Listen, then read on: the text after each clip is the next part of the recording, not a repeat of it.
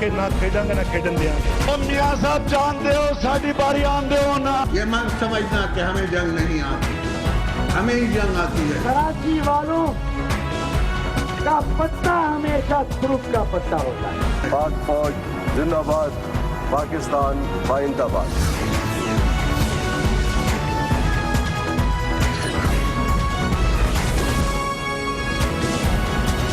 آپ دیکھ رہے ہیں خبروں, تبصروں اور تجزیات پر مبنی پاکستان کا سب سے معتبر نیوز شو دنیا, کامران خان کے ساتھ. السلام علیکم, میں ہوں کامران خان. کراچی میں ہفتے کا آج تیسرا بڑا واقعہ ہوا. آج کراچی کے 3 مقامات پر بڑی آگ لگی اور اسی دوران یہ پتہ چلا متوقع طور پہ کہ کراچی کا فائر بریگیڈ نظام تقریباً ڈھیر ہو چکا ہے.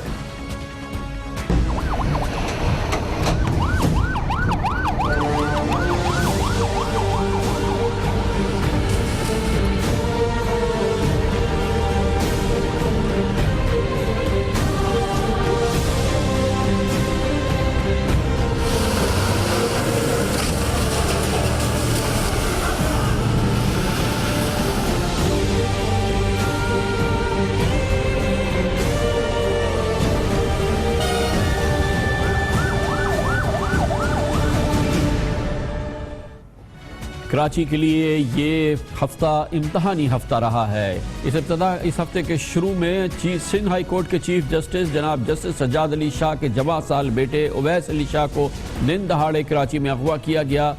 2 روز قبل پاکستان کی پہچان امجد صابری کو کراچی میں دن دہاڑے قتل کر دیا گیا اور آج کراچی میں فائر بریگیڈز کی آوازیں گونج رہی تھی. کراچی کے 3 مقامات پر آج آگ لگی, یک کے بعد دیگرے.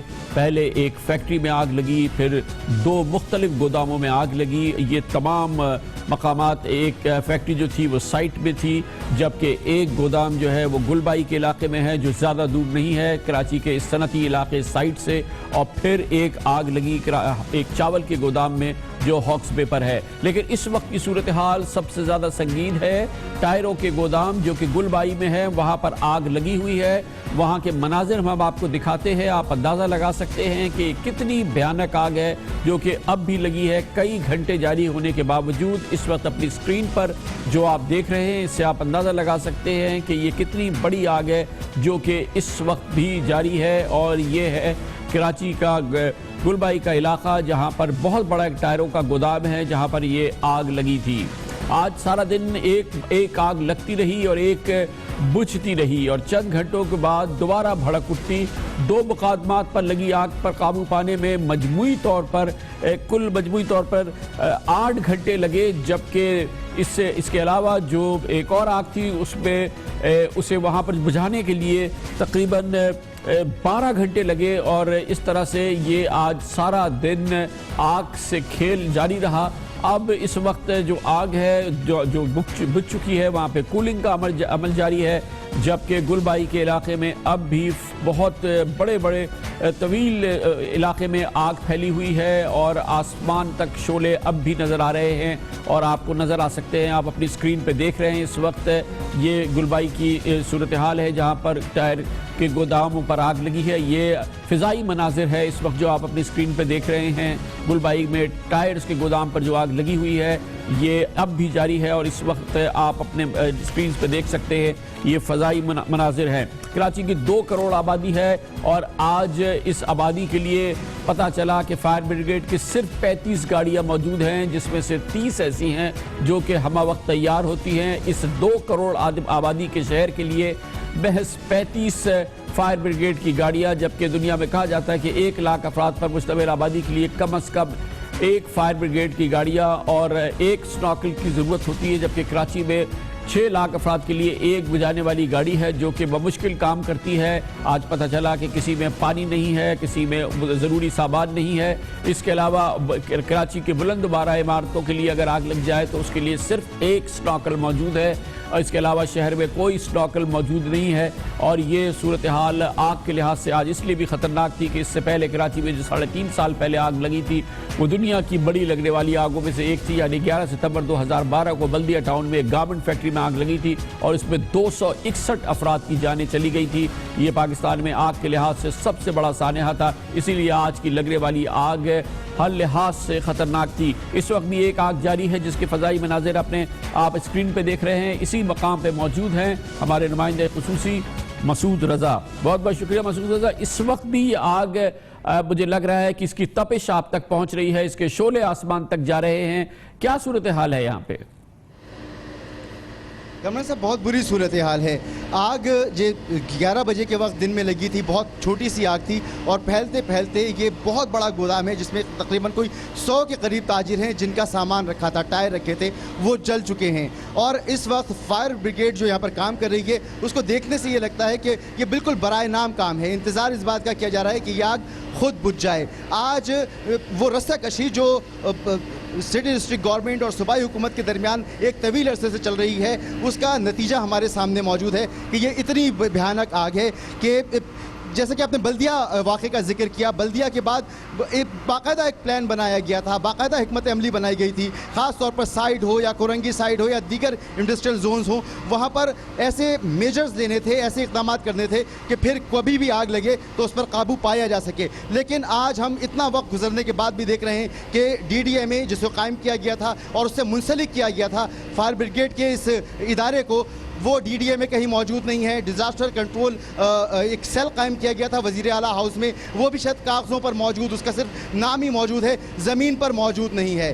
یہ آگ خود ہی اب بجھے گی تو بجھے گی کیونکہ فائر بریگیڈ اس وقت تک یہاں سے صرف 10 فٹ یا 20 فٹ سے آگے نہیں پہنچ سکے فائر بریگیڈ کے اہلکار۔ اور آپ دیکھ سکتے ہیں کہ اندر جو گوڈاؤن ہیں ان میں ابھی بھی شعلے بلند ہو رہے ہیں۔ یہ سارا کا سارا جو اس میں سامان رکھا ہے یہ خود ہی جل جائے گا اور اس کے بعد بجھ جائے گا، تب جا کر یہ آگ بجھے گی۔ ہمارے پاس اس وقت کراچی میں اتنی استطاعت نہیں ہے کہ ہم اس جیسی آگ پر قابو پا سکیں۔ اور آج سارا دن جب یہ ایک بدقسمت دن تھا جب 3 مقامات پہ آگ لگ گئی، گو کہ یہ میلوں دور علاقے نہیں ہیں، یہ سارے ایک دوسرے کے قریب ہے، سائٹ بھی اور گلبائی بھی اور ہاکس بے روڈ جہاں پہ چاول کے گودام میں آگ لگی، لیکن فائر بریگیڈ کا نظام کسی صورت میں بھی اس صورتحال کے لیے تیار نہیں تھا اور وہ ایکسپوز ہو گیا پورا کہ کتنی بڑی ویکنس شہر کی جو دوسری ویکنسز موجود ہے اس میں ایک یہ بھی ویکنس موجود ہے اور وہ آج بری طرح سے ایکسپوز ہوئی ہے۔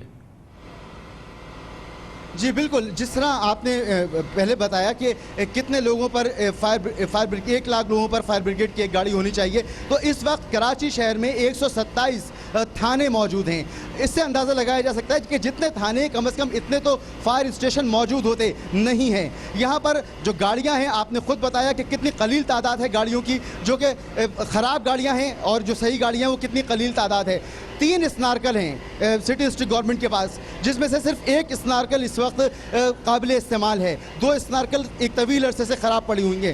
اس کے علاوہ کامران صاحب یہ سائیڈ ہو یا دوسرے انڈسٹریل زونز ہوں، یہاں پر درجنوں سرٹیفیکیشنز ہوتی ہیں، KMC، سائیڈ لمیٹڈ، وفاقی ادارے ہیں، کچھ صوبائی ادارے ہیں، وہ اس بات کو انشور بناتے ہیں کہ سیفٹی میجرز کمپلیٹ ہوں، پھر لائسنس ملے، پھر یہ اپنا سامان رکھیں یا یہاں پر کام شروع کریں۔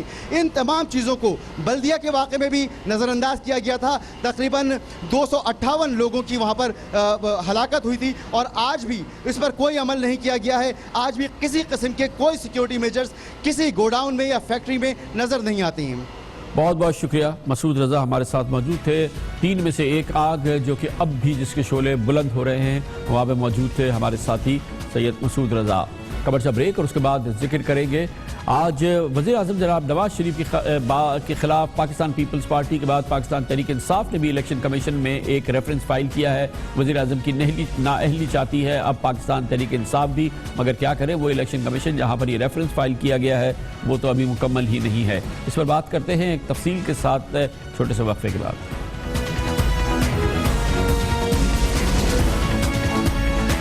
ہمارا اکاؤنٹ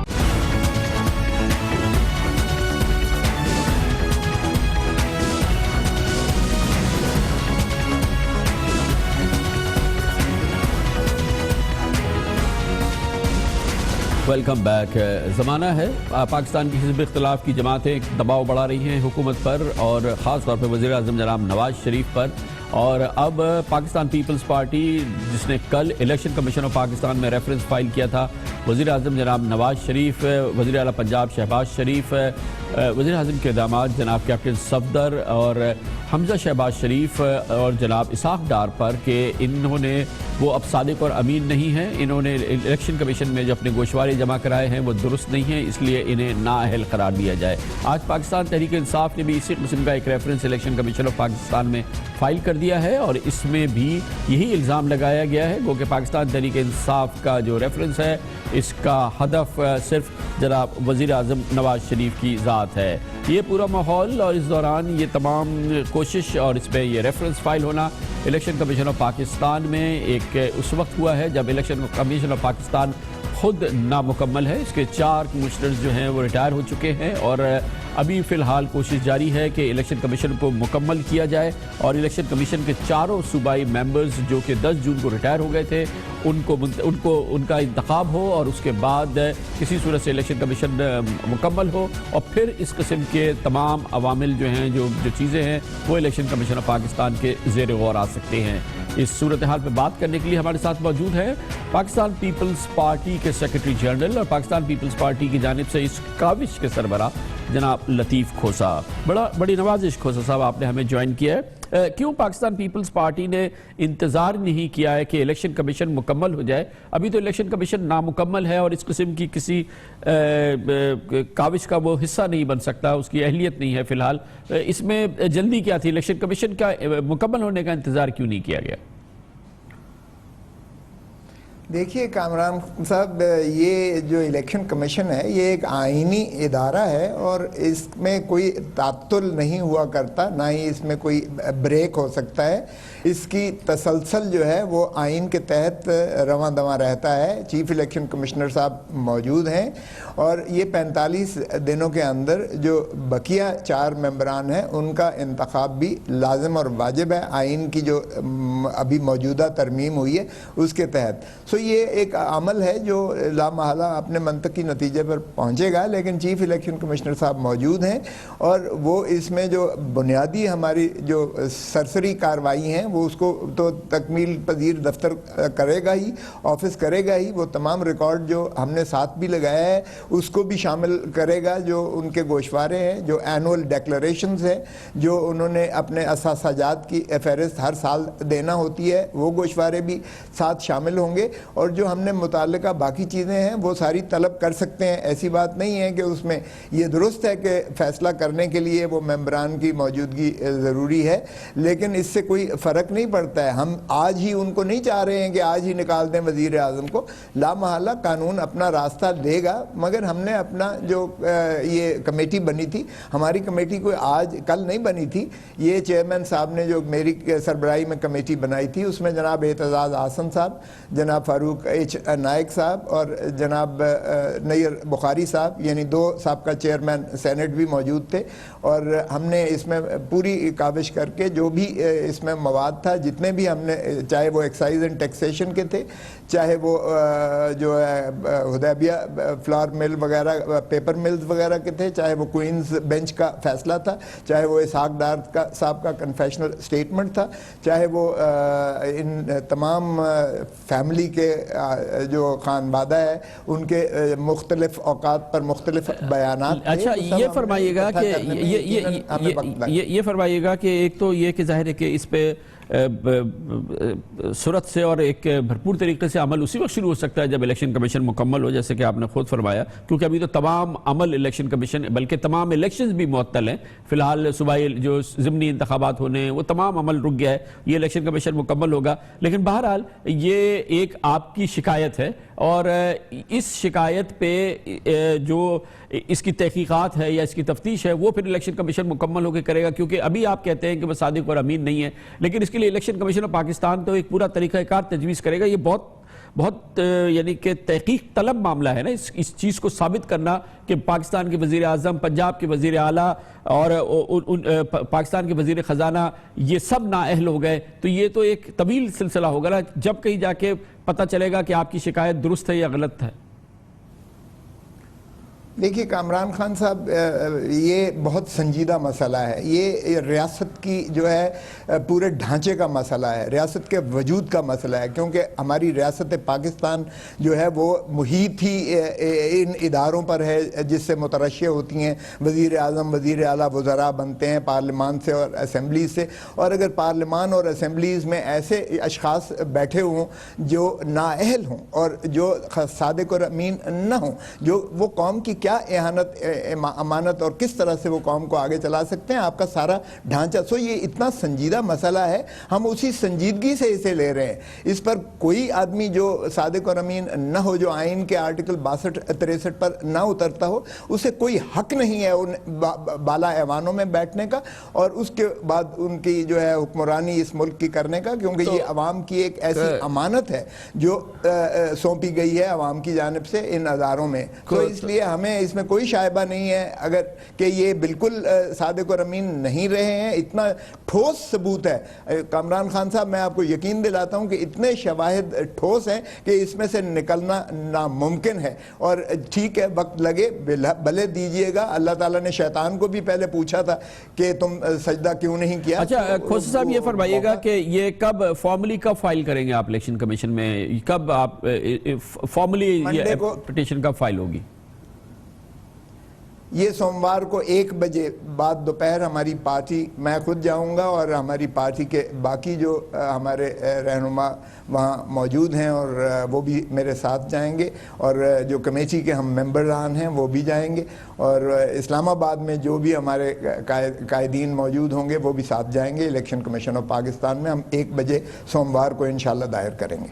بہت بہت شکریہ جناب لطیف کھوسا, میں تفصیل سے بتا رہے تھے. پاکستان پیپلز پارٹی کی کاوش جس میں آج پاکستان تحریک انصاف بھی شامل ہوئی, الیکشن کمیشن آف پاکستان میں ریفرنس فائل کیا ہے.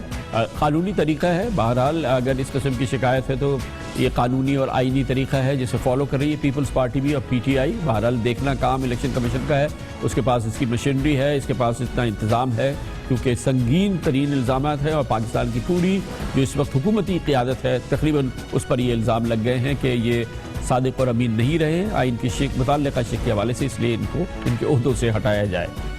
خبر سے بریک اور اس کے بعد ذکر کریں گے پاکستان کی جمہوریت کا ایک المیہ, پاکستان کی جمہوری سیاسی جماعتوں کا سب سے بڑا المیہ.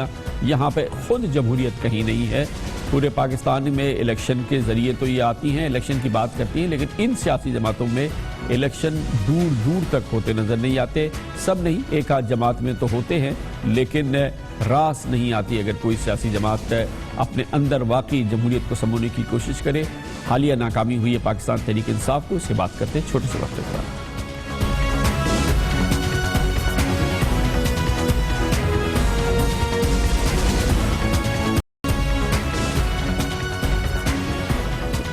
پاکستان کی سیاست کا ایک المیہ یہ ہے کہ پاکستان کی جمہوری سیاسی جماعتوں میں جو کہ جمہوریت کی سب سے زیادہ دعویدار ہوتی ہیں, ان کے اندر اپنی جمہوریت نہیں ہوتی. گویا کہ ان سیاسی جماعتوں میں اپنے پارٹی کے الیکشنز کبھی نہیں ہوتے. وہ الیکشن جو پورے پاکستان کے لیے وہ مطالبہ کرتے ہیں, ان پارٹیز کے اندر یہ الیکشن نہیں ہوا کرتے. جماعت اسلامی ایک پاکستان کی وہ سیاسی جماعت ہے جو کہ باقاعدہ الیکشن کراتی ہے اور کامیابی سے مکمل جمہوریت اس جماعت کے اندر موجود ہے. لیکن پاکستان کی بڑی سیاسی جماعت, خواہ وہ پاکستان مسلم لیگ نون ہو, پاکستان پیپلز پارٹی ہو, MQM ہو یا ANP ہو, وہاں پہ اس قسم کی جمہوریت دور دور تک نظر نہیں آتی جس کا وہ مطالبہ کیا کرتے ہیں. کوشش کی پاکستان تحریک انصاف اس کے چیئرمین جناب عمران خان نے کہ ان کی پارٹی میں الیکشن ہو جائے. 2 بار اس کی کوشش کی گئی لیکن پارٹی اندر سے ہی ٹوٹتی نظر آئی, جس کی وجہ سے دونوں متعلقہ الیکشن کمیشن یعنی کہ جسٹس ریٹائرڈ وجیہ الدین, ان کو تو فارغ ہی کر دیا گیا. اور جبکہ دوسری بار الیکشن کی کوشش ہوئی حالیہ مہینوں میں, چیف الیکشن کمشنر جناب تسنیم نورانی نے خود اپنے عہدے سے استعفیٰ دے دیا. اور اس طرح سے پی ٹی آئی کے اندر الیکشنز کرانے کی یہ دونوں کوششیں بھرپور ناکام ہو گئی. اور ایک بار پھر اب تمام اختیار جناب عمران خان کے پاس ہے, جنہوں نے چند روز قبل اسی اختیار کو استعمال کرتے ہوئے ایک بار پھر تعیناتی کر دی. جناب شاہ محمود قریشی کو انہوں نے پارٹی کا سینئر نائب صدر بنا دیا اور جناب جہانگیر خان ترین کو سیکرٹری جنرل بنا دیا. اور وہ روش پھر شروع ہو گئی جو پاکستان کی دوسری سیاسی جماعتوں میں ہے. پاکستان کی سیاسی جماعتوں کا یہ المیہ, اس پر ہم بات کرتے ہیں. پاکستان کے نامور سینئر صحافی اور ممتاز تجزیہ کار جناب مجیب الرحمان شامی ہمارے ساتھ موجود ہیں. بہت بہت شکریہ. شامی صاحب فرمائیے گا کہ کیا مسئلہ ہے یہ پاکستان کی سیاسی جماعتوں کے اندر جمہوریت کا نام ضرور یہ لیتی ہے اور ناکام ہو جاتی ہے؟ پی ٹی آئی نے بیچاری نے کوشش کی، 2 بار کوشش کی عمران خان نے، لیکن یہ نہیں پنپ سکی یہاں پہ جمہوریت. دیکھیں جو پی ٹی آئی نے کوشش کی ہے نا انتخابات کرانے کی، وہ بہت ہی نامکمل اور ادھوری کوشش تھی. یعنی پہلے جب انتخابات ہوئے تو کوئی ووٹرز لسٹیں نہیں تھی اور یہ کہہ دیا گیا کہ آپ ایس ایم ایس کے ذریعے سے ممبرشپ اپنی بنوا لیں اور اس کے مطابق آپ کو ووٹ دینے کا حق ہوگا، اور پھر ووٹ جو ہے وہ بھی آپ ٹیلی فون کے ذریعے دے سکتے تھے. پھر یہ کہ الیکشن کمپین کے لیے بہت وقت دے دیا گیا اور لوگوں کو اجازت دے دی گئی کہ وہ دھڑے بنائیں اور ایک دوسرے کے مقابل آئیں. تو جو پارٹی کے اندرونی انتخابات ہوتے ہیں اس کی پہلی بنیادی شرط تو یہ ہے کہ جو ممبرز ہیں ان کی فہرستیں مکمل ہوں اور ہر شخص کو دستیاب ہوں. پھر اس کے بعد یہ کہ جو اندرونی ڈھانچہ ہے اس کو کھڑا کرنے کے لیے کوئی ضابطہ اخلاق ضرور طے کیا جائے، یعنی کوئی گروپ بنانے کی اور دھڑے بنانے کی اجازت نہ دی جائے. پھر کمپین کا جو وقت ہے اسے مختصر رکھا جائے. تو یہ ساری احتیاطیں اگر کر لی جاتی تو اس کے مثبت نتائج ہو سکتے تھے، لیکن ان سب کو بالائے طاق رکھ کر جو تجربہ کیا گیا اس نے پارٹی کو ایک دوسرے کے مقابل کھڑا کر دیا اور وہ کئی دھڑوں میں تقسیم ہو گئی. لیکن شامی صاحب بہرحال یہ کوششیں ناکام ضرور ہوئی، جیسا آپ نے فرمایا پی ٹی آئی نے بہرحال کوشش کی، 2 بار بھرپور کوشش کی، لیکن یہ جو پی ایم ایل این ہے، حکمراں ہماری جماعت ہے، پیپلز پارٹی ہے، ایم کیو ایم وغیرہ ہے، یہاں پر تو اس قسم کی کسی کوشش کا کبھی کوئی دور دور تک سایہ بھی نہیں پڑا ہے. دیکھیں ہمارے ہاں جو سیاسی جماعتیں ہیں وہ عام طور پر ایک افراتفری کا شکار رہتی ہیں، اور بہت کم ایسا ہوا ہے کہ پارٹیوں نے باقاعدہ اپنی ووٹرز لسٹیں جاری کی ہوں اور ارکان کی فہرست جو ہے وہ کہیں آویزاں کی گئی ہو.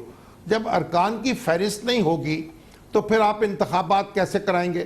لیکن اس کے باوجود ہماری سیاسی جماعتوں میں انتخاب کی کچھ نہ کچھ روایت ضرور موجود رہی ہے، اور جہاں انتخابات نہیں ہوئے وہاں بھی کنسنسس کے ذریعے سے امیدوار جو ہیں چنے گئے ہیں یا نامزد کر دیے گئے ہیں.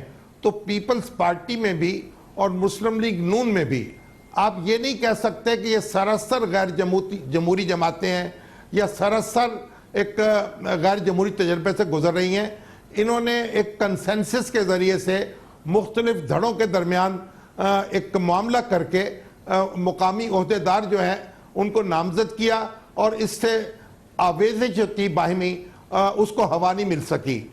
یہ درست ہے کہ مثالی صورتحال نہیں تھی، نہ ہے. جو حکمران ہوتے ہیں یا جو پارٹی کے لیڈر ہوتے ہیں ان کو بہرحال ایک دوسرے کی بات سننی پڑتی ہے، اپنے کارکنوں کی طرف توجہ دینی پڑتی ہے، اور مقامی جو ان کے ایم پی ایز ہیں، ایم این ایز ہیں، ان کی طرف بھی دیکھنا پڑتا ہے. تو ایک مصالحت کے ذریعے سے اور مفاہمت کے ذریعے سے جو نچلا ڈھانچہ ہے وہ وجود میں آ جاتا ہے. بڑی نوازش جناب مجیب الرحمان شامی ہمارے ساتھ ہے. وقفہ، اس دوران آپ نیوز ہیڈ لائن بھی دیکھیں گے، پھر ہماری آج کی دوسری اہم خبریں.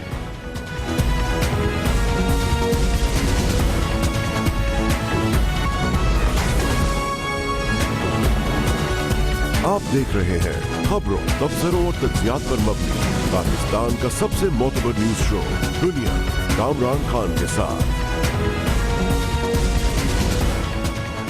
فیصلہ کیا آج الصبح برطانیہ کے لوگوں نے کہ وہ اپنے ملک کو یورپی یونین کا حصہ رکھنا نہیں چاہتے، وہ یورپی یونین سے آزادی چاہتے ہیں. مگر برطانیہ کے لوگوں کا یہ فیصلہ، تقریباً 1,60,00,000 لوگوں کا یہ فیصلہ، پوری دنیا میں اس نے سیاسی اور فائنینشل مارکیٹس میں ایک زلزلہ پیدا کر دیا. یہ آج ایک تاریخی دن تھا.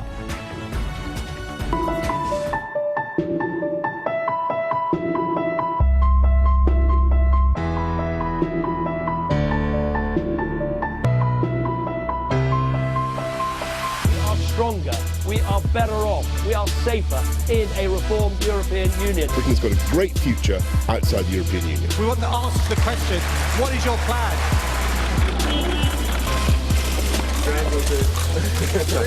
The UK has voted to leave the European Union.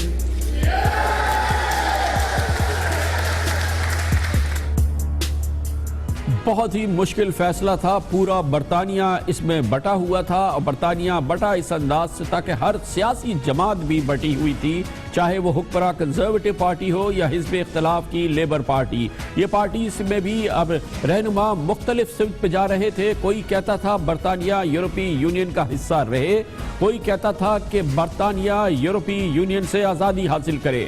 مگر فیصلہ یہ ہوا کہ برطانیہ کو یورپی یونین سے 43 سال پرانا رشتہ توڑنا ہوگا, اور یہ فیصلہ اب ہو گیا ہے. یورپی یونین کے ساتھ رہنے یا نکلنے کے ریفرنڈم میں 52% عوام نے نکل جانے کے, جبکہ 48% نے یورپی یونین کے رہنے میں کے حق میں فیصلہ دیا. صرف 3 کروڑ لوگوں کا یہ فیصلہ تھا, 3 کروڑ لوگوں نے اس میں ووٹ دیا. لیکن آج پوری دنیا نے اس فیصلے کے نتائج کو اور اس سے پیدا ہونے والی ہلچل کو محسوس کیا. یہ بھرپور ووٹنگ تھی. برطانیہ میں 72% لوگوں نے جو کہ رجسٹرڈ تھے اس میں ووٹ دیا ہے, اور 72% ووٹرز کا مطلب یہ ہے کہ 2015 کے الیکشن سے بھی زیادہ.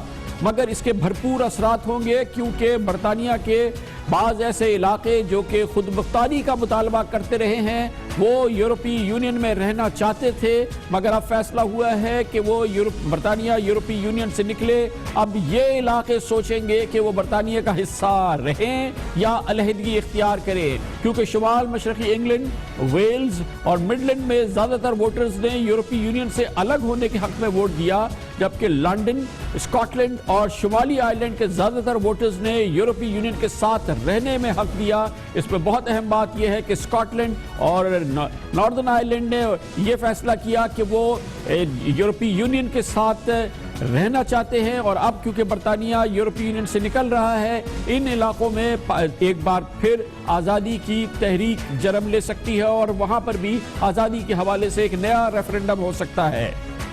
اس کے اثرات, بھرپور اثرات, جیسے ہی یہ نتیجہ سامنے آیا کہ برطانیہ اب یورپی یونین سے نکلنا چاہتا ہے, ریفرنڈم نے یورپی یونین سے نکلنے کا فیصلہ دیا ہے. برطانیہ کے وزیر اعظم ڈیوڈ کیمرون, جو یورپی یونین میں رہنے کے حق میں کیمپین کر رہے تھے, انہوں نے اسے اپنی اخلاقی شکست تسلیم کیا. انہوں نے کہا کہ یہ ان کی اخلاقی شکست ہے, اور اس کے ساتھ ہی وہ آج الگ صبح 10 ڈاؤننگ اسٹریٹ پر یعنی اپنی سرکاری رہائش گاہ پر نمودار ہوئے اپنی اہلیہ کے ساتھ, اور ریفرنڈم میں ناکامی پر انہوں نے وزیر اعظم کی حیثیت سے استعفیٰ دینے کا اعلان کر دیا. انہوں نے اپنی پارٹی کو 3 ماہ دیے کہ وہ نیا لیڈر چن لے. اس دوران وہ اور ان کی کابینہ کام کرے گی, اور پھر نئے وزیر اعظم کو اقتدار سونپ دیں گے.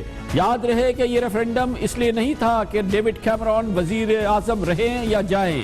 یہ ریفرنڈم ان کی پارٹی کی مقبولیت کے لیے نہیں تھا, لیکن کیونکہ جس آرگومنٹ کے لیے وہ کیمپین کر رہے تھے اس کو شکست ہوئی, ڈیوڈ کیمرون نے اسے اپنی اخلاقی ذمہ داری سمجھی, اور جمہوریت کی اعلیٰ ترین روایت کو برقرار رکھتے ہوئے فوری طور پر 1 گھنٹہ انتظار کیے بغیر ہی برطانیہ کی وزارت عظمیٰ کو چھوڑنے کا اعلان کیا. The British people have made a very clear decision to take a different path. And as such, I think the country requires fresh leadership to take it in this direction. I will do everything I can as Prime Minister to steady the ship over the coming weeks and months. But I do not think it would be right for me to try to be the captain that steers our country to its next destination. This is not a decision I've taken lightly, but I do believe it's in the national interest to have a period of stability and then the new leadership required. گو کہ مخالف party labour party سے تعلق ہے, لیکن London کے نو منتخب mayor Pakistani نژاد صادق خان نے بھی یہ کیمپین کی تھی کہ برطانیہ کو چاہیے کہ وہ یورپی یونین کا حصہ رہے، اور اسی لیے آج لنڈن نے بھرپور طریقے سے یورپی یونین کے میں رہنے کے حق میں ووٹ دیا تھا، لیکن بہرحال وہ کیونکہ اکثریت نہیں ہے اس لیے میئر صادق خان نے اپنی سخت مایوسی کا اظہار کیا، مگر انہوں نے پوری دنیا کو یقین دلایا کہ لنڈن ایک عظیم ترین شہر ہے اور وہ دنیا والوں کا منتظر ہے۔ I'm disappointed. I'm thoroughly disappointed. I think what's important is that we recognise that, a referendum is a referendum. You've got to respect the will of the people in a democracy. They've chosen to leave the EU. We can have a private, post-match analysis of why we lost, analyse why they won, but we've got to, with humility, recognise they won. We've got to work with them to make sure we get a good deal from the European Union. But my message as the Mayor of London is, we're going to carry on being a great city. And we're going to carry on being the best city in the world. And come and visit, come and invest. Don't think for a second that we're going to stop being open-minded, outward-looking. Don't think for a second we're going to stop the creativity and the innovation in our city. And it's really important that the message from me is heard loud and clear. We are a great city. We're a great country. We're going to carry on being so. مگر یہ بہت بڑا فیصلہ ہے، بہت ہی تاریخی فیصلہ ہے۔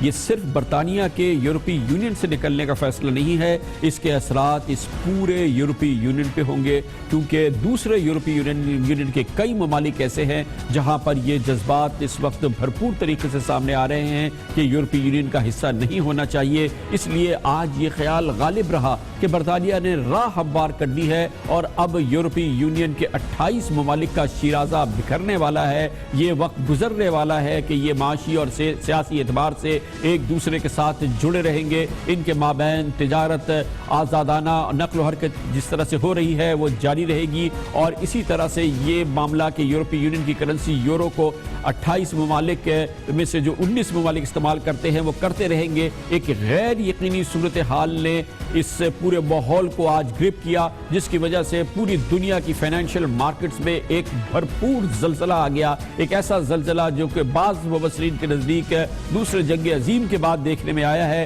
آج دنیا کی فائنینشیل مارکیٹ سے، سٹاک مارکیٹ سے $2 کھرب کا سرمایہ نکل گیا۔ آج کے ہی دن میں $2 کھرب کا نقصان ہوا ہے سٹاک مارکیٹس میں۔ پوری دنیا میں برطانیہ کی کرنسی کو بری طرح سے وہ اس میں گراوٹ آئی ہے، 10% اس میں گراوٹ آ گئی ہے، یورو میں 8% گراوٹ آ گئی ہے، اور اس کے پورے اثرات جو ہے پوری دنیا میں آج محسوس کیے جا رہے ہیں۔ اس کے علاوہ آج دنیا کی کوئی بڑی خبر نہیں تھی، کیونکہ خیال یہی ہے کہ وہ عمل جو آج شروع ہوا ہے وہ یورپ کا شیرازہ بکھارے گا، اور اس طرح سے یہ پوری دنیا کے لیے ایک بہت بڑی ڈیولپمنٹ ہے جو کہ سامنے آئی ہے۔ اس پر بات کرنے کے لیے لنڈن ہی جاتے ہیں، جہاں پر موجود ہیں یورپی سیاسی امور کے، برطانوی سیاسی امور کے پروفیسر ڈاکٹر افتخار ملک، جو یونیورسٹی آف باتھ میں معلم بھی ہیں۔ بہت بہت شکریہ ڈاکٹر صاحب۔ فرمائیے گا، یہ توقع تو تھی کہ فیصلہ آ سکتا ہے، لیکن ایسا لگ رہا تھا گزشتہ 24-48 گھنٹے میں کہ شاید فیصلہ یہ آئے گا کہ یورپی یونین میں رہنا ہے۔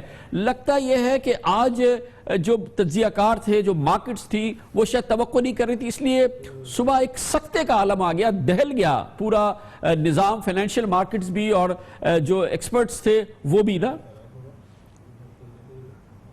کامران خان صاحب، یہ بہت بڑا فیصلہ ہے اور برطانیہ کی قوم اس کے لیے تیار نہیں تھی، تبھی تو آپ نے دیکھا ہے کہ آلموسٹ 50-50 اس کا رزلٹ آیا ہے۔ برطانیہ، جرمنی، فرانس اور اٹلی، 4 جو تھے یہ یورپین یونین کے بڑے تھے، اب ان میں سے برطانیہ چلا گیا ہے، اور برطانیہ کے اندر بھی تبدیلیاں آ رہی ہیں، یورپین یونین میں بھی تبدیلیاں آئیں گی، اور برطانیہ کے اندر جو لوگ کاسموپولیٹن سوچ رکھتے تھے ان کو یہ فکر ہے کہ زیادہ نیشنلسٹک، پیٹریاٹک، ایکسکلوسو قسم کے جو سینٹیمنٹ ہیں وہ برطانیہ میں بھی اسٹرانگ ہو رہے ہیں اور یورپ میں بھی اسٹرانگ ہو رہے ہیں۔ تو اس لیے جو اس قسم کی فورسز ہیں جو پلورلزم کو، کاسموپولیٹنزم کو، انٹرنیشنلزم کو سبسکرائب کرتی ہیں، وہ اس سے کافی حد تک ڈیمیج ہوئی ہیں۔ پھر اس کا پولیٹیکل امپیکٹ بھی ہے، اس کا اکنامک امپیکٹ بھی ہے، اس کا یورپین ریجنل امپیکٹ بھی ہے، اور اس کا گلوبل امپیکٹ بھی ہے۔ تو ان ساری چیزوں کی وجہ سے یہ جو فیصلہ ہے یہ بہت تاریخی بن رہا ہے، اور اس میں آپ نے دیکھا ہے کہ ڈیوڈ کیمرن نے بھی استعفیٰ دینے کا اعلان کر دیا ہے۔ لیکن ڈاکٹر صاحب یہ ذرا سا سمجھائیے گا برائے مہربانی ہمارے پاکستانی ناظرین کو کہ ریفرینڈم ڈیوڈ کیمرون کی پرائم منسٹرشپ پہ تو نہیں تھا، ان کی گورنمنٹ پہ تو نہیں تھا، یہ تو تھا کہ یورپی یونین میں رہ نہ جائے یا نہ رہا جائے۔ یہ پرائم منسٹر نے اپنا، اتنی بڑی ان کی ٹرم باقی تھی، وہ کیوں ودن منٹس انہوں نے اپنا عہدہ چھوڑ دیا؟ یہ ہمارے ناظرین کو سمجھائیے کہ وزیر اعظم کیوں چلے گئے؟ यहाँ की जमहूरी रवायात हैं कि जब आपकी पॉलिसी और आपका मेजर डिसीजन जो है उसको पार्लियामेंट, आपकी पार्टी या अवाम कबूल न करें तो फिर आप उसके बाद इरेलीवेंट हो जाते हैं और आपसे एक्सपेक्ट किया जाता है कि आप इस्तीफा दें। एक साल पहले आपको याद होगा कमरान साहब कि डेविड कैमरन और टोरी पार्टी ने बड़ी एब्सोल्यूट मेजॉरिटी के साथ ये इलेक्शन जीता था, ये उनका री इलेक्शन था, लेकिन एक साल के बाद उन्होंने रिज़ाइन दे दिया है क्योंकि ब्रिटिश जो यूरोपियन यूनियन की मेंबरशिप थी वो कंट्रोवर्शियल हो गई और अब चूँकि बरतानिया की कौम ने मेजॉरिटी से यूरोपियन यूनियन के ख़िलाफ़ फैसला दिया है तो इस लिहाज से डेविड कैमरन कानूनी तौर पे और अखलाकी तौर पे ये समझते थे कि अब वो इरेलीवेंट हो गए हैं और वो एक पार्टी के आम मेंबर की हैसियत से अपनी कमिटमेंट जारी रखेंगे, लेकिन प्राइम मिनिस्टर की हैसियत से अच्छा सर ये भी बताइएगा कि ये इस वक्त ये भी ख्याल किया जा रहा है कि अब इसके असरात बरतानिया ने यूरोपीय यूनियन तोड़ दिया, लेकिन इस फैसले के नतीजे में शायद बरतानिया खुद भी मुत्तहिद ना रह सके क्योंकि जिन इलाकों ने यूरोपीय यूनियन के हक में वोट दिया था उसमें स्कॉटलैंड और आयरलैंड भी शामिल हैं और ये दोनों इलाके ऐसे हैं जो कि बरतानिया से अलहदगी की तहरीकें यहाँ बहुत ज़्यादा मजबूत हैं। अब क्योंकि बरतानिया यूरोपीय यूनियन से निकल रहा है और आयरलैंड और स्कॉटलैंड चाहता था कि वो यूरोपीय यूनियन में रहे, कहा यह जा रहा है कि अब ऐन मुमकिन है कि ये बरतानिया का भी शिराजा बिखरे और स्कॉटलैंड और आयरलैंड भी अभी नहीं तो जल्द, बहुत ज़्यादा दूर नहीं, बरतानिया से अलहदा हो जाए। ये काफ़ी हद तक जो फिक्र है, एप्रीहेंशन है, ये वजह है, उसकी वजह यह है कि स्कॉटलैंड में पहले एक रेफरेंडम हुआ है 2014 में और छोटी सी मेजॉरिटी से बरतानिया के हक में वोट पड़ा उस रेफरेंडम में, लेकिन अब स्कॉटलैंड की जो नेशनलिस्ट पार्टी है SNP वो दोबारा डिमांड कर रही है कि एक और रेफरेंडम होना चाहिए। अगर बरतानिया खुद यूरोपियन यूनियन में नहीं रहना चाहता सॉवरेनिटी के नाम पे तो इसी तरीके से स्कॉटलैंड को भी हक मिलना चाहिए कि वो अपनी सॉवरेनिटी का इजहार कर सके। तो एक तो वो प्रेशर है और दूसरा नॉर्दर्न आयरलैंड की तरफ से प्रेशर है क्योंकि नॉर्दर्न आयरलैंड ने यूरोपियन यूनियन के लिए रात को वोट डाला है, लेकिन अब नॉर्दर्न आयरलैंड के जो शिन फेन है, नेशनलिस्ट हैं, वो कहते हैं कि हमें भी मौका देना चाहिए कि क्या हम अभी यूनाइटेड किंगडम में बरतानिया में रहना चाहते हैं या हम आयरलैंड जो जनूब में एक इंडिपेंडेंट मुल्क है उसके साथ हमारी यूनियन हो जाए। तो नॉर्दर्न आयरलैंड का इशू और स्कॉटलैंड का इशू, ये दो इशूज़ जो हैं ये असरनो ये वापस आ गए हैं और उसके अलावा बरतानिया के अंदर जो लोग हैं उनको फिक्र है कि अल्ट्रा राइट किस्म की फोर्सेस जो हैं वो इससे स्ट्रॉन्ग। तो जाहिर है कि इसी वजह से तो दुनिया हिल रही है कि ये तो यूरोप एक जानिब यूरोपीय यूनियन टूट रही है, एक जानिब इम्कान है कि बरतानिया टूट जाएगा। ये फरमाइएगा कि यूरोपीय यूनियन से बरतानिया अब निकला है, आगे आइंदा आने वाले दिनों में, महीनों में, सालों में वो कौन से ममालिक हैं जो अब यूरोप छोड़ने की, बरतानिया की पैरवी कर सकते हैं और यूरोपीय यूनियन का शिराजा बिखेर सकते हैं? यूरोपियन यूनियन वीक हुई है, लेकिन ये कबल अज वक्त होगा कहना कि यूरोपियन यूनियन डिज़ॉल्व हो रही है, ख़त्म हो रही है। मेरीन लपेन की जो मूवमेंट है फ्रांस में उसको काफ़ी स्ट्रेंथ मिली है और गियर्ड वाल्डर्स जो कि अल्ट्रा राइट बड़े नेशनलिस्टिक किस्म के जेनोफोबिक किस्म के लीडर हैं नीदरलैंड्स के, उन्होंने भी नीदरलैंड के लिए रेफरेंडम का मुतालबा कर दिया है। तो यूरोप के हर मुल्क में अल्ट्रा राइट फोर्सेस हैं, उनको नई तकबीयत मिली है। ये डिपेंड करता है कि यूरोप के पॉलिटिशियंस, यूरोप की सिविल सोसाइटी, यूरोप का मीडिया किस हद तक रिस्पॉन्सिबल जवाब देते हैं इस किस्म की अंदरूनी थ्रेट्स का। लेकिन इसमें कोई शक नहीं है कि पूरे यूरोप में, रूस में, अमेरिका में अल्ट्रा राइट फोर्सेस जो काफ़ी हद तक इंटॉलरेंट हैं, जो इमिग्रेशन को मेजर इशू बनाती हैं, जो रेफ्यूजीज़ के ख़िलाफ़ हैं, उनको इससे बहुत तकवीत मिली है। तो यूरोपियन यूनियन को भी अपने आप को रीडिफाइन करना पड़ेगा और यूरोपियन लीडरशिप पे बहुत जिम्मेदारी आयद हुई है। बहुत बहुत शुक्रिया प्रोफेसर डॉक्टर इफ्तिखार मलिक के यूरोपीय पॉलिटिकल इशूज़ के, बरतानवी सियासी इशूज़ के माहिर और यूनिवर्सिटी ऑफ बाथ के प्रोफेसर हमारे साथ लंदन से मौजूद थे। छोटे से वक्फे के बाद जायज़ा लेते हैं कि दुनिया में ज़लज़ला तो आज आया है बरतानिया के इस फैसले का, यूरोपीय यूनियन के शिराजा बिखरने का, पाकिस्तान पे फौरी तौर पे क्या असर होने वाला है। हालिया ये वाक़या पाकिस्तान किस हद तक इसके लिए तैयार है, ये भी हम आपको बता देते हैं छोटे से वक्फे के बाद।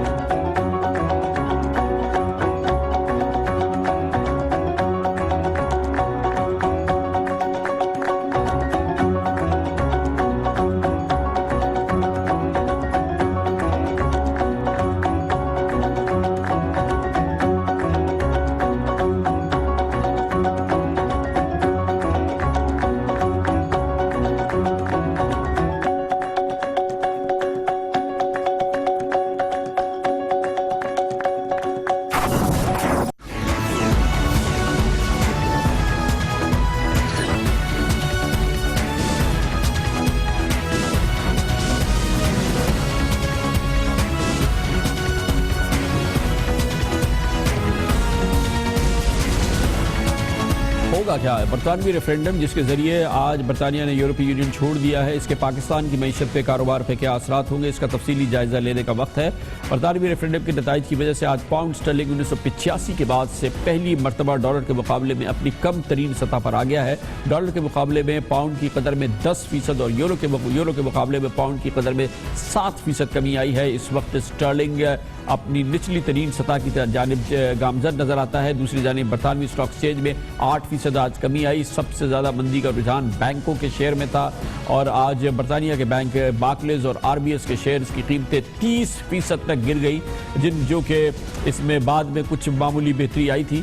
بلومبرگ کے مطابق آج پوری دنیا میں جو زلزلہ محسوس ہوا اس میں امریکی اسٹاک مارکیٹ اب سے تھوڑی دیر پہلے تک ڈاؤ جونز 3% گر چکی تھی، یورپی یونین کے انڈیکس میں 8% کمی آ چکی تھی، فرانس کے شیئر بازار میں 12% کمی آئی تھی، جاپان کی اسٹاک مارکیٹ 8% گر گئی تھی، ہانگ کانگ کے اسٹاک مارکیٹ میں 3% گراوٹ دیکھنے میں آئی تھی، جبکہ آسٹریلیا میں 4% اور ممبئی میں 2% تک اسٹاک مارکیٹ گری تھی۔ چین کی اسٹاک مارکیٹ میں 1.33% کمی آئی تھی۔ پاکستان کی اسٹاک مارکیٹ بھی آج تقریباً 2% گری ہے۔ اسی دوران روپے کی قدر بڑھی ہے پاؤنڈ کے مقابلے میں۔ پہلی بار ایسا ہوا ہے کہ کسی بین الاقوامی کرنسی کے مقابلے میں روپے کی قدر میں اتنی تیزی سے اضافہ ہوا ہے۔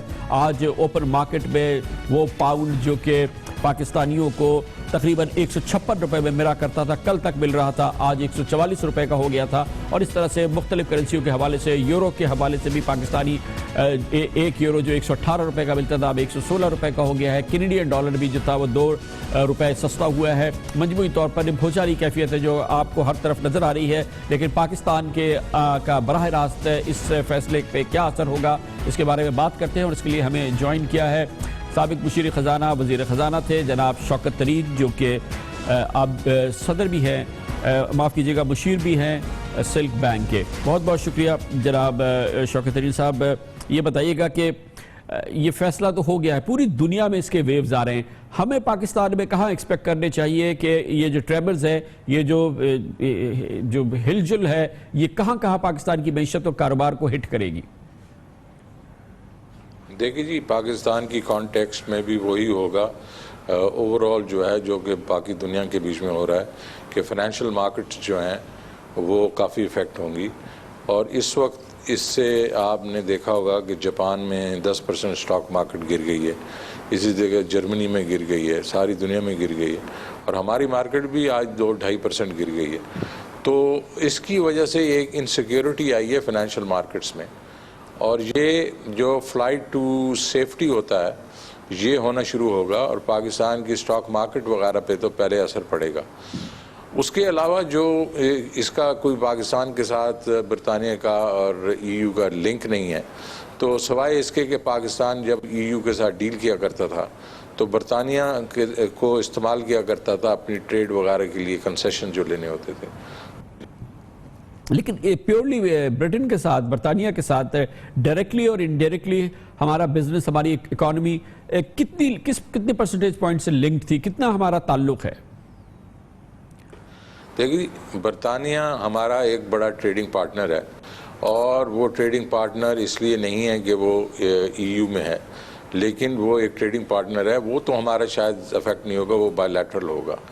لیکن جو ہمارا ان کے ساتھ جو افیکٹ وہ یہ ہوگا کہ ای یو کے بیچ میں ان کی ایک بہت بڑی آواز ہوا کرتی تھی، اور اس کو جو ہم نے کنسیشنز جو ہیں لیے ہوئے ہیں اس میں، تو اس میں ہم ان کو یوز کیا کرتے تھے۔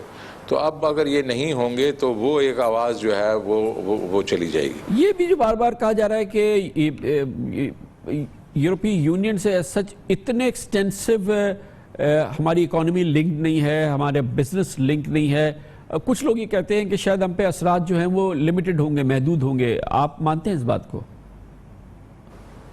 نہیں، یہ درست نہیں ہے۔ پاکستان کی جو ایکسٹرنل ٹریڈ ہے وہ 3 حصوں میں بٹی ہوئی ہے۔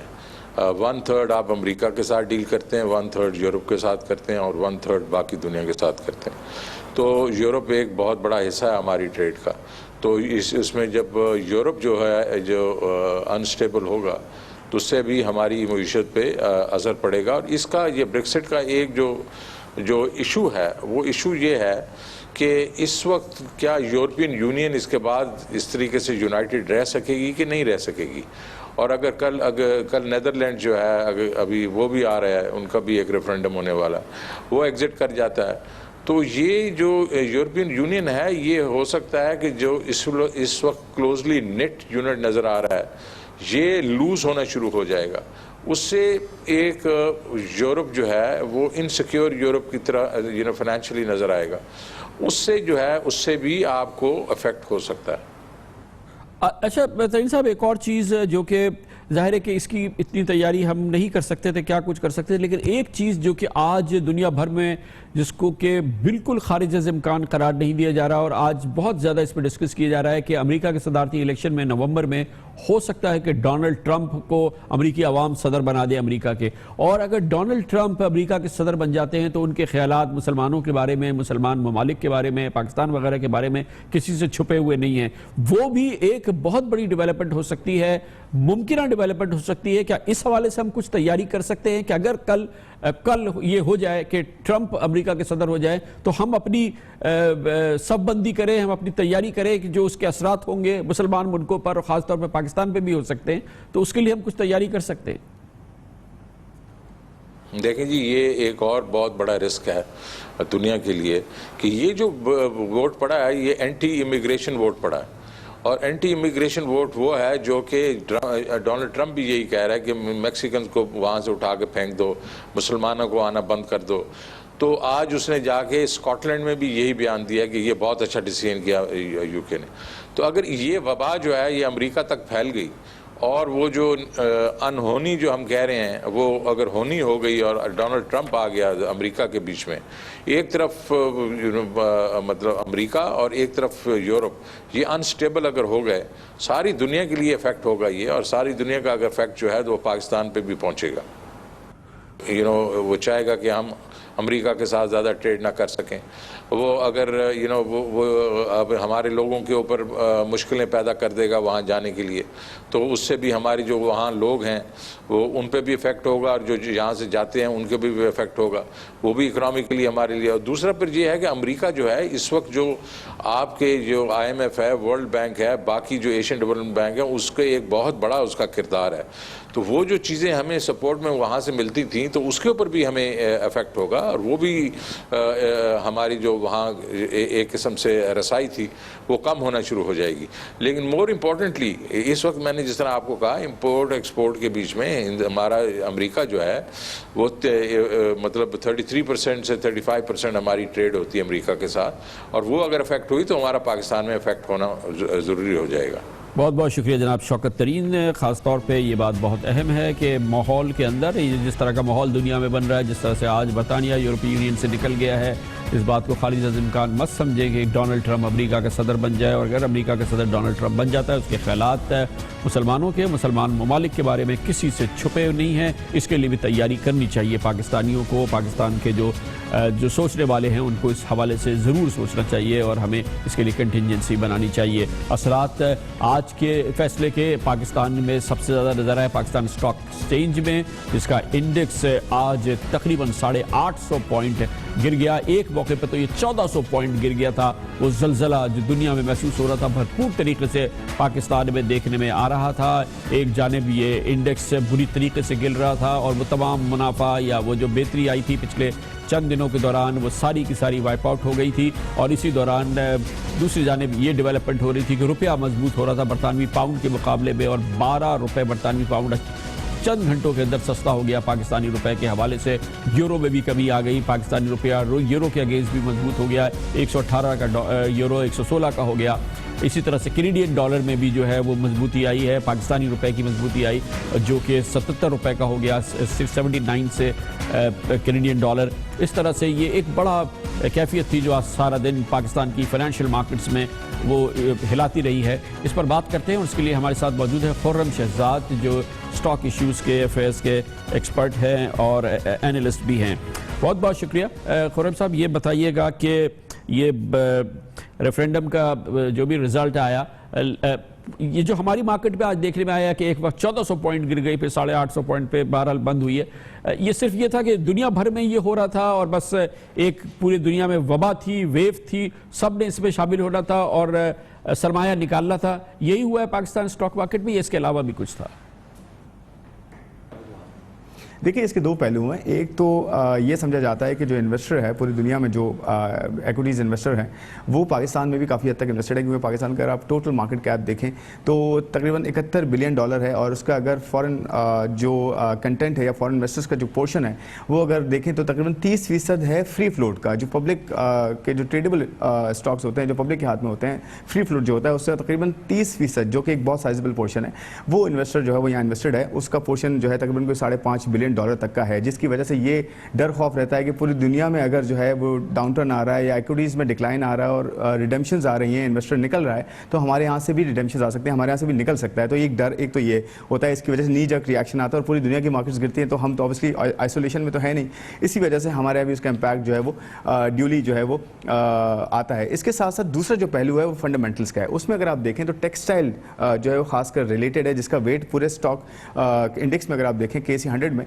वो तकरीबन 4.7% है. लेकिन उसका इम्पैक्ट क्योंकि कंट्रीब्यूशन पूरी इकॉनमी में आप देखें 50% से ज़्यादा का है एक्सपोर्ट्स में टेक्सटाइल्स का, तो और ज़्यादातर हम एक्सपोर्ट्स जो है यूरोपियन यूनियन की तरफ ही हैं, और यूके जो है एक बहुत बड़ा पार्टनर है हमारा. इस वजह से इस सेक्टर में जो है हमने डिक्लाइन देखा. इसके साथ साथ अगर आप वैसे देखें नीचे रिएक्शन क्यों आया, तो ऑयल भी गिरा है, साथ साथ ऑयल का वेट भी तकरीबन कोई 17% है. उसके साथ अगर आप दूसरे एसोसिएटेड सेक्टर्स देखें तो येन में अप्रिसिएशन नजर आई है. ऑटोज़ हम बहुत ज़्यादा जो है किट्स वहाँ से इंपोर्ट करते हैं, तो ऑब्वियसली ऑटो सेक्टर में भी आपको जो है इंपैक्ट नजर आया, लेकिन उसका वेट क्योंकि 3% है उसमें बहुत ज़्यादा नहीं, लेकिन साइकोलॉजिकल इंपैक्ट बहुत ज़्यादा था. लेकिन लगता है कि आने वाले वीक में जो है वो ये चीज़ें नॉर्मलाइज हो जाएंगी और मार्केट जो है रिकवर कर सकती है. ये भी तो कहा जा रहा है कि हमारी जो लिस्टेड कंपनीज़ हैं उनमें से बहुत बड़ी अक्सरियत का ताल्लुक यूरोपियन इकानमी से, यूरोपियन बिजनेस से नहीं है. तो अभी जो भी हुआ है ओवरऑल जो इम्पैक्ट होगा वो लिमिटेड होगा, महदूद होगा, इतना ज़्यादा स्टॉक मार्केट पे इतना असर नहीं हो सकता, क्योंकि हमारी कंपनीज का इतना अक्सरियत का यूरोपीय बिजनेस से कोई इतना ताल्लुक नहीं है. देखिए बिल्कुल ये ठीक बात है, क्योंकि जो कंट्रीब्यूशन है KC 100 इंडेक्स में टेक्सटाइल्स का वो 4.7% है, और अगर आप ऑटोज़ की बात करें तो ऑटो का तकरीबन 3.5% जो है वो कंट्रीब्यूशन बनता है. और अगर आप दूसरे सेक्टर्स की बात करें, ऑयल भी गिरा है, अगर आप ऑयल की बात करें तो ऑयल का तकरीबन 17% जो है वेट है. और अगर आप बैंक्स की बात करें, बैंक्स क्योंकि इनडायरेक्टली इंपैक्टेड होते हैं, क्योंकि ऑयल अगर गिरता है तो उससे ये एक्सपेक्ट किया जाता है कि इन्फ्लेशन, महंगाई में मज़ीद कमी होगी, और महंगाई में कमी की वजह से जो शरह सूद है उसमें खातिर खा इजाफा नहीं होगा बल्कि हो सकता है कमी हो जाए, जिसकी वजह से बैंक्स के जो मार्जिन्स होते हैं, बैंक्स की जो प्रॉफिटेबिलिटी होती है वो उस पर काफ़ी ज़्यादा डिपेंडेंट होती है. इस वजह से बैंक्स भी इनडायरेक्टली इम्पैक्ट होते हैं. इस वजह से जो है आपने देखा कि आज ये चारों सेक्टर्स में जो है वो बहुत ज़्यादा डिक्लाइन आया, और दूसरे सेक्टर्स भी साथ में साइकोलॉजिकली उसका इम्पैक्ट जो है दूसरे सेक्टर्स पे भी आया.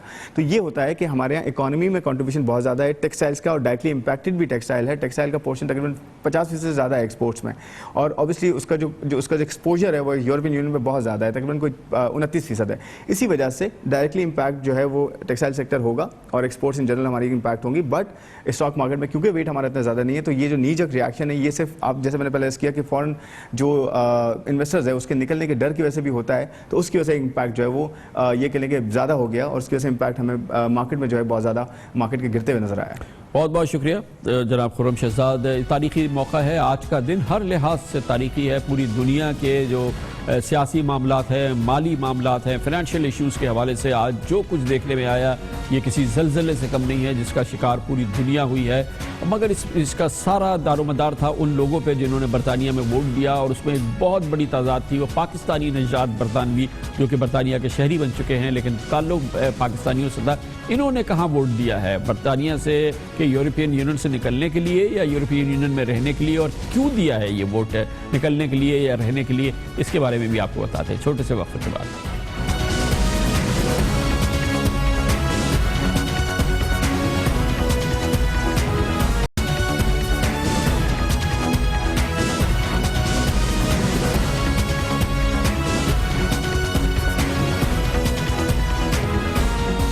आज इस तारीखी दिन जिसमें कि बरतानिया के 1,70,00,000 वोटर्स ने वोट दिया और पूरी दुनिया के लिए वो फैसला दिया जिसने आज पूरी दुनिया को हिला के रख दिया है, उसमें पाकिस्तानियों का क्या किरदार रहा, यानी पाकिस्तानी निजात बरतानवी शहरियों का क्या रहा, उसका हम जायज़ा लेते हैं. लेकिन आज सारा दिन जैसे कि मैंने आपको बताया पूरी दुनिया में इसके अलावा कोई बात नहीं हो रही थी, और पूरी दुनिया के कायदीन, यूरोप और अमेरिका के दुनिया भर के कायदीन अगर उनका कोई बयान था आज इस तारीखी दिन के हवाले से था. आज दुनिया का आलमी रद्द-ए-अमल जानते हैं हमारी इस खुसूसी रिपोर्ट पे जो हमारे नुमाइंदे खुसूसी शाहजेब जिलानी ने तरतीब दी. یورپی یونین کے رہنماؤں نے اپنے ایک مشترکہ بیان میں برطانوی حکومت پر زور دیا ہے کہ اسے اب اپنے اس فیصلے پر جلد از جلد عمل کرنا چاہیے، چاہے یہ عمل کتنا ہی دردناک کیوں نہ ہو۔ اس میں کسی قسم کا تعطل غیر یقینی صورتحال کو طول دے سکتا ہے۔ امریکی نائب صدر جو بائیڈن نے کہا کہ گو کے نتائج ان کی خواہش کے برعکس آئے، لیکن امریکہ اور برطانیہ کی دوستی بہت پرانی ہے اور یہ خاص رشتہ برقرار رہے گا۔ ہالینڈ اور فرانس میں امیگریشن مخالف دائیں بازو کے رہنماؤں نے برطانوی فیصلے کا خیر مقدم کیا اور کہا کہ ان کے لوگوں کو برطانیہ سے سبق سیکھنا چاہیے۔ جرمن چانسلر اینگلا مرکل نے کہا کہ انہیں برطانوی ووٹرز کے فیصلے پر افسوس ہوا۔ ریفرنڈم کے نتائج یورپ کے لیے بڑا دھچکا ہیں۔ فرانسیسی وزیر اعظم نے کہا کہ یہ تباہ کن جھٹکا ہے جس نے یورپی اتحاد داؤ پر لگا دیا۔ اب ایک نیا یورپ بنانے کا وقت آ گیا ہے۔ نیٹو کے سیکرٹری جنرل نے کہا کہ آج جب ہمیں زیادہ عدم استحکام اور عدم تحفظ کا سامنا ہے، نیٹو کی اہمیت مزید بڑھ گئی ہے۔ یورپی پارلیمنٹ ممبر جیانی پٹیلا نے کہا کہ یہ ایک افسوسناک دن ہے، لیکن ہم برطانوی لوگوں کے فیصلے کا احترام کرتے ہیں۔ ایسا نہیں کہ آج یورپ کا جنازہ نکل گیا ہو، یہ یورپ کے لیے ایک نئی شروعات بھی ہو سکتی ہے۔ سویڈن کے وزیر اعظم نے کہا کہ ریفرنڈم کے نتائج یورپ کے لیے خطرے کی گھنٹی ہیں۔ آسٹریا کے وزیر خارجہ نے کہا کہ برطانیہ کے اس فیصلے سے یورپ کے دوسرے ملک شہ پکڑ سکتے ہیں، جبکہ جاپانی وزیر اعظم کا کہنا رہا کہ ہم عالمی معیشت کو درپیش خطرات کے حوالے سے کافی فکر مند ہیں۔ اور یہ سب کچھ ہوا ہے اس لیے کہ برطانیہ کے لوگوں نے، ان کی اکثریت نے یہ فیصلہ کیا کہ برطانیہ یورپی یونین سے نکل جائے۔ برطانیہ کی آبادی میں شامل ہیں پاکستانی نژاد برطانوی شہری بھی، وہ لوگ جو کہ پاکستان سے برطانیہ منتقل ہوئے تھے اور اب برطانیہ کے شہری ہیں۔ ان کا کیا کردار رہا اس تاریخی دن میں، تاریخی ووٹ ان کا کس حق میں رہا، یہ پوچھنے کے لیے ہم جاتے ہیں برطانیہ میں ہی، اور اب ہم جائیں گے بریڈ فورڈ کے شہر میں، جہاں پر برطانوی پارلیمنٹ کے رکن بیرسٹر عمران حسین ہمارے ساتھ ہیں، جن کا تعلق لیبر پارٹی سے ہے۔ بہت بہت شکریہ بیرسٹر صاحب، آپ نے ہمیں جوائن کیا ہے۔ کچھ اندازہ ہے، شاید ابھی تک یہ واضح نہیں ہے، کہ جو پاکستانی نژاد برطانوی شہری ہیں، جس میں سے آپ بھی ہیں اور آپ ماشاءاللہ برطانوی پارلیمنٹ کے رکن ہیں، وہ کس طرف انہوں نے زیادہ ووٹ دیا ہے، یورپی یونین میں رہنے کے لیے یا یورپی یونین سے نکلنے کے لیے؟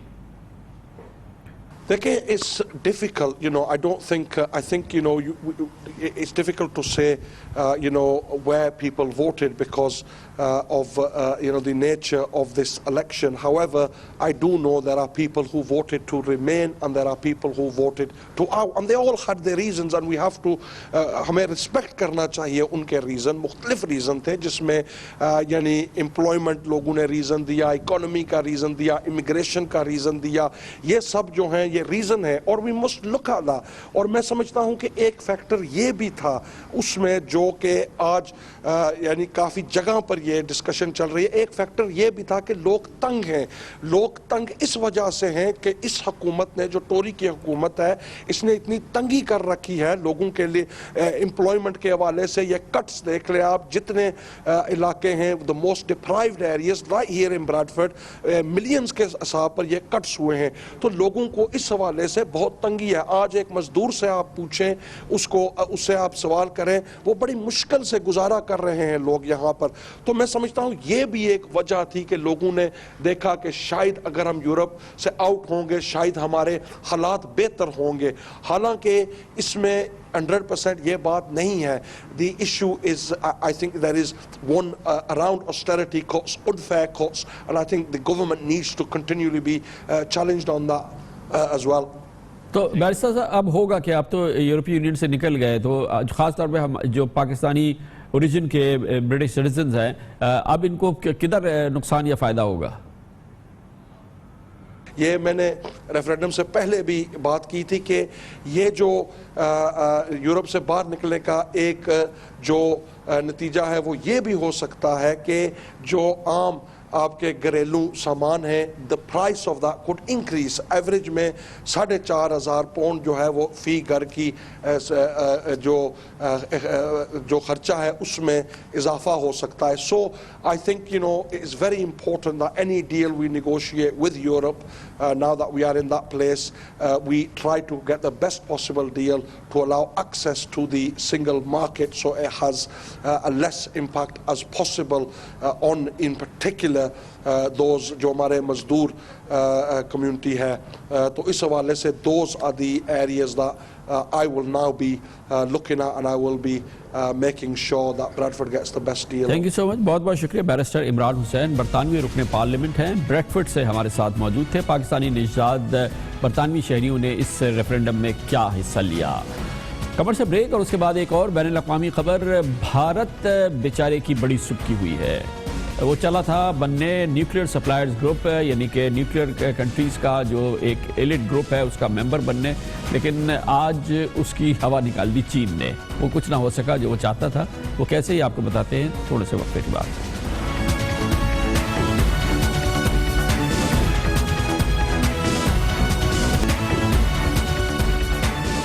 بھارت کا دعویٰ رہا ہے اور خود ہی دعویٰ ہے کہ اس کا دنیا میں بڑا مقام پیدا ہو گیا ہے, وہ ایک عالمی قوت بن گئی ہے. آج یہ پورا جو اس کا بھرم تھا وہ ٹوٹ گیا ہے, اس لیے کہ بھارت کی یہ کوشش, سر توڑ کوشش, کہ وہ اس اہم کلب کا ممبر بن جائے جسے نیوکلیئر سپلائرز گروپ کہا جاتا ہے, یعنی کہ جوہری قوتوں والے ممالک کا ایک اہم گروپ ہے جو کہ جوہری قوت کو جس طرح سے چاہے استعمال کر سکتا ہے غیر جنگی صورتحال میں. بھارت کی خواہش تھی کہ وہ اس کا ممبر بن جائے. اس کے لیے اس نے سر توڑ کوشش کی, امریکہ سے لے کے چین تک ڈپلومیسی کی, پوری دنیا میں اپنا نام نہاد جو قوت تھی اس کو دکھانے کی کوشش کی, لیکن وہ ساری قوتیں اب پاش پاش ہو گئی ہیں. نیوکلیئر سپلائرز گروپ کے اجلاس میں بھارت کو حتمی طور پہ ہری جھنڈی دکھا دی گئی ہے. اب سے تھوڑی دیر قبل یہ ہوا ہے, اور بھارت کا کہنا یہ تھا کہ اس کی مخالفت صرف چین ہی کر رہا ہے, لیکن ایسا ہوا نہیں. چین نے بہرحال اس کی مخالفت کی, لیکن اس کے علاوہ آسٹریا, نیوزی لینڈ, آئرلینڈ, ترکی اور برازیل نے بھی بھارتی رکنیت کی مخالفت کی اور بھارتی خواب کو چکنا چور کر دیا. یہ سب کچھ ہوا ہے جنوبی کوریا کے دارالحکومت سول میں, جہاں پر 5 روز سے جاری نیوکلیئر سپلائرز گروپ کے 48 ممالک کے اجلاس کا آج آخری دن تھا. اور آج نیوکلیئر سپلائرز گروپ کے اس اہم ترین دن میں چین نے یہ نقطہ اٹھایا تھا کہ وہ ممالک جنہوں نے کہ نیوکلیئر پرولیفریشن ٹریٹی پر دستخط نہیں کیے ہیں, ان ملکوں کو اس گروپ میں شامل نہیں کیا جا سکتا, اور پھر باقی ملک اس کے ساتھ مل گئے. آج یہ فیصلہ آنا تھا کہ بھارت اس نیوکلیئر سپلائرز گروپ کا ممبر نہیں بن سکتا. بھارتی میڈیا میں تو ایسا لگا کہ وہ تمام خواب جو انہوں نے اپنے لوگوں کو دکھائے تھے وہ چکنا چور ہو گئے, اور پھر میڈیا کو سمجھ میں نہیں آ رہا تھا کہ اس سچویشن کو بھارت میں کس طرح سے بیان کریں. NSG میں بھارت کی دعوے داری پر چین کی دیوار قائم, کہا بھارت یا پاکستان کسی کا نہیں کرتے سمرتھن, پرکریا کے تحت پہلے NPT پر دستخط کرے بھارت. چین کے علاوہ 5 اور دیش بھی بھارت کے خلاف تھے. Austria, Ireland, New land, Brazil اور ترکی نے بھی بھارت کا ویرودھ کیا. The Indian membership has never ever been taken up as an agenda item. ان دیشوں کا کہنا ہے کہ بھارت پرمانو اپرسار سندھی کو ماننے والے دیشوں کی فہرست میں نہیں ہے. It's not just China, it's the other countries too that feel that maybe bringing in the non-NPT countries would dilute the very purpose of this nuclear group. چین نے خود بھارت کا ویرودھ کرنے کے ساتھ بھارت کے ویرودھ میں لام بندی بھی کی, اور آخرکار بھارت کو NSG میں شامل کرنے پر کوئی نتیجہ نہیں نکل پایا. یہ سبکی, بین الاقوامی سبکی, آج بھارتی وزیر اعظم نریندر مودی کی جانب سے سامنے آئی ہے, کیونکہ ان کا دعویٰ یہ تھا کہ ان کا اتنا کلاؤٹ, اتنا انفلوئنس ہو گیا ہے بھارت کا کہ اس یہ کلب کی ممبرشپ اس کے لیے بآسانی مل جائے گی, اور اس لیے بھی کہ شاید اس لیے بھی کہ بظاہر امریکہ نے بھارت کی بھرپور حمایت کی تھی اور بھارت کے لیے اس نے لابی بھی کی تھی. اور نریندر مودی جب ابھی تھوڑے دنوں پہلے امریکہ گئے تھے تو باراک اوباما سے اس سلسلے میں انہوں نے بھرپور وعدہ بھی حاصل کیا تھا, مگر وہ تمام خواب تھوڑی دیر قبل چکنا چور ہو گئے. اب اس پر تھوڑا سا تبصرہ بھی کر لیتے ہیں, کیونکہ پاکستان بھی ایک جوہری قوت کی حیثیت سے خواہش مند ہے کہ اس کو بھی نیوکلیئر سپلائرز گروپ کا ممبر بنایا جائے. چین کا کہنا یہ تھا کہ اگر بھارت کو بنانا ہے تو پھر پاکستان کو بھی ممبر بنانا ہوگا. آج کی اس ڈیولپمنٹ میں بات کرتے ہیں. پاکستان کے نامور سابق سینئر سفارتکار, امریکہ میں پاکستان کے سابق سفیر جناب علی سرور نقوی ہمارے ساتھ موجود ہے. نقوی صاحب, کیا صرف اس لیے کہ چین مخالف تھا بھارت کو آج نیوکلیئر سپلائرز گروپ کا ممبر نہیں بنایا گیا؟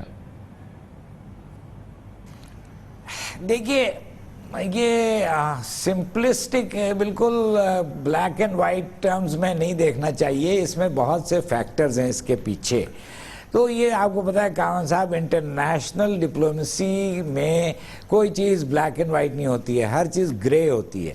اچھا, تو یہ چائنا اکیلا ملک نہیں ہے جو کہ اس بھارت کی ممبرشپ کے کے بارے میں سوال اٹھایا, اس نے منع نہیں کیا ہے, اس نے سوال اٹھائے. اچھا, وہ اس لیے کہ بھارت نے نیوکلیئر نان پرالیفریشن ٹریٹی NPT نہیں سائن کیا ہے, تو اس کے جو منشور کے تحت کوئی ملک ایسا جس نے NPT نان پرالیفریشن ٹریٹی جس نے نہیں سائن کیا وہ ممبر نہیں بنایا جا سکتا ہے.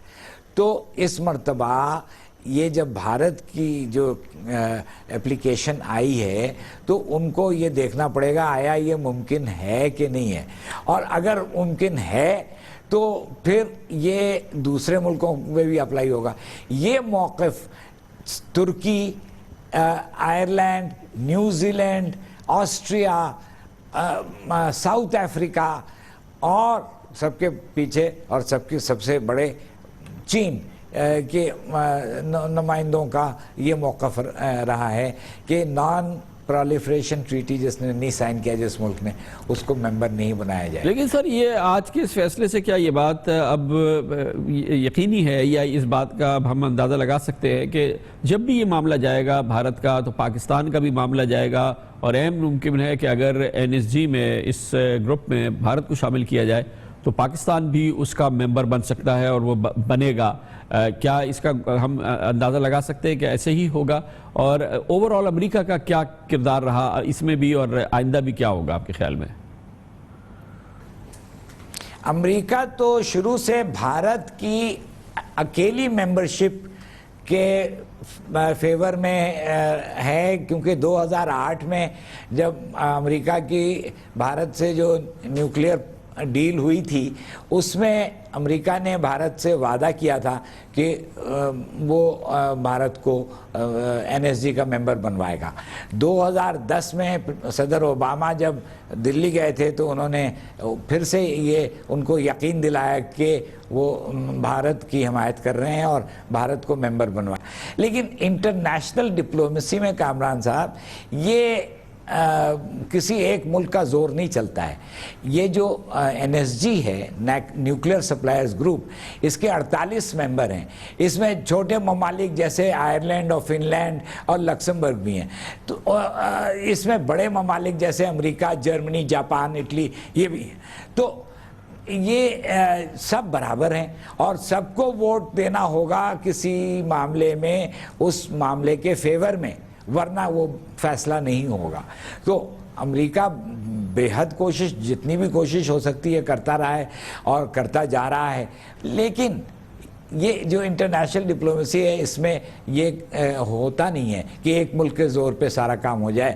شکر ہے کہ یہ اس طرح نہیں ہوتا ہے. اب دیکھیں نا, بھارت کو UN سیکیورٹی کاؤنسل کا ممبر بھی امریکہ نہیں بنوا پایا ہے, حالانکہ بہت سال سے اس کی حمایت کر رہا ہے. تو یہ جو ڈسکریمنیٹری, یہ امتیاز برتنا اور یہ سلوک کہ ایک ملک کو بہت شے دینا اور باقی ملکوں کو دبانا, یہ جو امریکہ نے ایک رویہ اختیار کیا ہوا ہے یہ بہت غلط ہے. اور اس میں ہماری ڈپلومیسی بہت ایکٹیو ہے اور کافی کام ہماری ڈپلومیٹس نے کیا ہے کہ نہ سیکورٹی کاؤنسل میں ممبر ہونے دیا ہے اور نہ ہی اب NSG میں ممبر ہونے دے رہے ہیں. بہت بہت شکریہ جناب علی سرور نقوی ہمارے ساتھ تھے. اس کے ساتھ ہی ہمارے آج کے پروگرام کا اختتام ہوتا ہے. سیٹرڈے سنڈے کی ہفتہ وار تعطیل رہتی ہے. پیر کو انشاءاللہ آپ سے پھر ملاقات ہوگی. پیر تک کے لیے کامران خان کو اجازت. اللہ حافظ ناصر.